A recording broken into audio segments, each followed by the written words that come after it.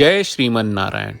ए पर जे टिप्पणी हम करे जा रहल बा रामानुजदास श्रीमान गट्टू वेणुगोपाल स्वामी जी के द्वारा दिहल गयल बा।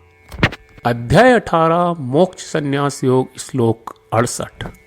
य इदं परमं गुह्यं मद्भक्तेषु अभिधास्यति भक्तिं मयि परां कृत्वा मामे वैष्यति असंशयः। गीताचार्य श्री कृष्ण परमात्मा अर्जुन समेत हमनी सबके मोक्ष संन्यास योग सिखा रहल बानी। परमात्मा कह रहल बाड़न, हे अर्जुन, हमरा भगवत गीता के परम रहस्य हमरा भक्तन के बतावे वाला लोग हमरा प्रिय बा। ऐसन कहला से ऊ लोग हमरा में दिव्य भक्ति के प्राप्त करिए और ई हमरा लगे जरूर आई। ई में कौनो संदेह न होके के चाहिए। हे अर्जुन, हमार भगवत गीता के प्रचार हमार सबसे बड़ा सेवा बा। एकरा से बड़ा कौनो सेवा नहीं के। ई कह के श्री कृष्ण परमात्मा साफ साफ कहत बाड़न कि उनका सबसे अधिक रुचि ऊ लोग में बा जे उनका द्वारा प्रचारित श्रीमद् भगवत गीता के प्रचार करेला। यही से हमनी के हर संभव प्रयास करत रही जा कि भक्तन के खास करके गांव में रहे वाला लोग में श्रीमद् भगवत गीता से परिचित करावल जाए। हमनी के श्री कृष्ण परमात्मा के वचन के श्लोक के रूप में दोहरावे की कोशिश करी जा, जबकि श्रीमन नारायण के खुश करे वाला काम के अपन जीवन में सार्थक बनावे के कोशिश करी जा और इस सिर्फ श्रीमन नारायण की शरण में रही जा। यैदं परमं गुह्यं मद्भक्तेष्वभिधास्यति भक्तिं मयि परां कृत्वा मामे वैष्यति असंशयः। श्रीमद् भगवत गीता का पूरा सार श्री कृष्ण परमात्मा ने अध्याय 18वें के श्लोक 65 से 70 में 8 काम करे खातिर दिले बाड़े। श्री कृष्ण कहले, हम ओ लोगन से प्रेम करनी जो लोग इन 8 बातन के मान तारे। हम ओ भक्तन के हर तरह से रक्षा करब। श्री कृष्ण परमात्मा के द्वारा बोलल गईल संपूर्ण भगवत गीता सुनला के बाद अर्जुन कहले, करिष्ये वचनम त्वा, जेके मतलब बा, कृष्ण मैं उही करब जौन आप कही। यही कारण बा श्री कृष्ण अर्जुन के हर तरह के सफलता आ विजय प्रदान करेले। आई परमात्मा के आपन व्रत देई कि हमनी के ये 8 गौ कर्म के पालन करी जा। ई वचन परमात्मा के देवे से बड़न कौनो पूजा तपस्या यज्ञ नहीं। हम 8 प्रण कहब जौन हमनी के करे के चाहिए। आप सब कृपया इन्हन के आपन दिमाग और दिल में सोची।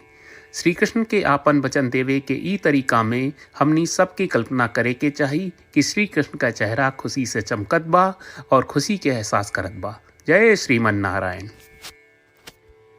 यहाँ हमनी के 8 वादा बा।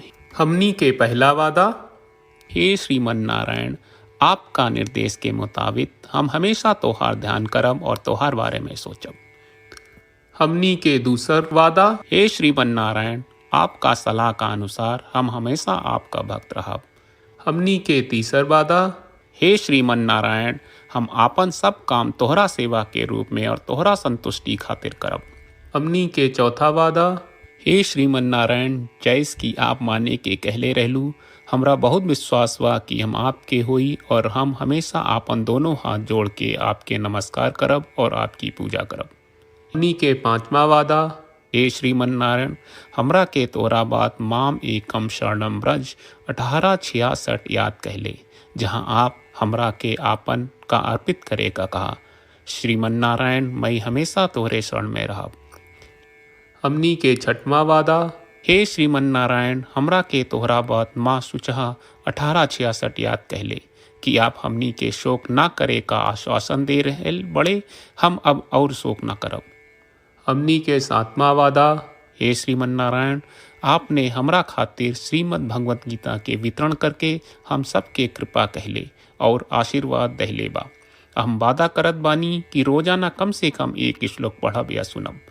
हमनी के 8वां वादा, हे श्रीमन नारायण, आप गीता के पूरा मानवता तक ले गयलू। हम गीता में आपके दिव्य वचन के उन भक्तन तक पहुँचावे के प्रयास करब जे गीता से अपरिचित बा। हे श्रीमन नारायण, हम उई करब जौन तू करे का कहब, हम ऐसन व्यवहार करब जैसन आप चाहत बानी, और हम खाली आपका खातिर काम करब। श्रीमन नारायण के रोज आपन वचन देहल कि हम ओइस करब जैस आप कहत बानी, ई अपने आप में बड़न पूजा बा। श्रीमन नारायण करशे वचनम त्वा, श्रीमन नारायण हम तोरे निर्देश के मुताबिक काम करब। सर्वम श्री कृष्ण अर्पणम अस्तु। जय श्रीमन नारायण। य इदं परमं गुह्यं मद्भक्तेषु अभिधास्यति, भक्तिं मयि परां कृत्वा मामे वैष्यति असंशयः। य इदं परमं गुह्यं मद्भक्तेष्वभिधास्यति, भक्तिं मयि परां कृत्वा मामे वैष्यति असंशयः। जय श्रीमन नारायण। सब भक्त लोगों से विशेष अनुरोध बा, जीवन में हर चीज में हमनी के तत्कालिक और प्रभावशाली परिणाम की अपेक्षा रहेला। एकरा खातिर आइए रोजाना 1 मिनट के समय निकालल जाए और नारायण आश्रम पढ़ल जाए। नारायण आश्रम प्राप्त करे खातिर नारायण आश्रम वेबसाइट पर जाई, जो www.narayanashram.org है, और पंजीकरण में आपन नाम और ईमेल दर्ज करी।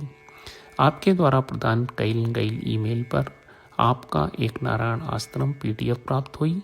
PDF में एक रामायण श्लोक, एक गीता श्लोक और एक विष्णु नामम बा। ये तीनों के मिल के नारायण आश्रम कहल जाला। हर व्यक्ति के ये श्लोक के अलग अलग संयोजन मिलेला। जब हर कोई 24,000 भक्तन के साथ रोजाना आपन नारायण आश्रम पढ़त आ सुनत बा, ता हर दिन संपूर्ण रामायण का 1 दौर, श्रीमद् भगवत गीता पारायण के 33 दौर और श्री विष्णु सहस्त्रनाम स्तोत्र पारायण के 24 दौर प्रतिदिन पूरा होएला। ई एक बहुत ही उल्लेखनीय और विलक्षण परिणाम बा, जौन हर एक दिन ऐस करे से निकलेला।